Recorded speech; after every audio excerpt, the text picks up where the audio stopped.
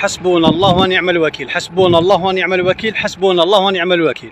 إن شاء الله يا ربي هذو المسؤولين، راني ندعي من هذا المنبر إن شاء الله هذو المسؤولين يا ربي إن لم يصلحوا ما أفسدوا ويولوا للطريق الصحيح يا ربي أذقهم عذاب قبل الموت وبعد الموت. يا ناس 50 كيلومتر كلها الطريق الرابط بين أولف وإنغار وعين صالح 50 كيلومتر هكذا، والله غير هكذا شد يسمى ذوك حبست فيه هذه خلاص تقلقت.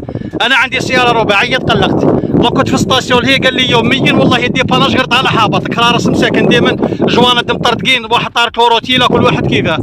سيدي الرئيس بارطاجونا الفيديو، على ما تبارطاجوش نسقسيكم لو كان وحده شطاحه راهي تشطح 10,000 كتعقلوبه ومليون كومونتير.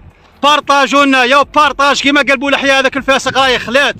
سيدي الرئيس راك حاب دير لنا طريق من الجزائر للبحر، انا اشتقت تهضر فيها يا قلت باللي دوله عظمى يسمونها طريق بالجزائر من وسط الجزائر ولا من الصحراء ولا مانيش عارف للبحر.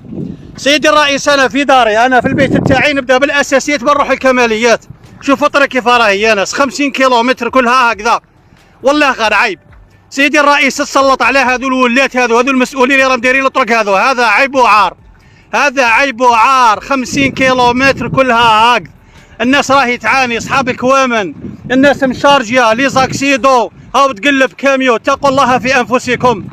عمر بن الخطاب لما تولى الحكم والولايه قال لهم اخشى ان تعثر بقره في الشمس، استغفر الله يا ربي نكون مسؤول عليها. دابه تعثر في الشمس ونكون مسؤول عليها توما هكذا الطرق، هذا حق ولا باطل؟ والله غير حسبنا الله ونعم الوكيل فيكم، ويتولاكم ربي سبحانه ان شاء الله. يا الخباثه يا السراقين يلي ما تحشموش عصابه تاع الطرقات هذه لازم نحاربوها ان شاء الله. بارطاجونا فيديو الله يحفظكم، خاطش هذا عيب وعار كبير راه صاير في الطريق هذه. ها كاميو جيم الهي ولا غير راهي يددش علاه، هذا حق ولا باطل هذا؟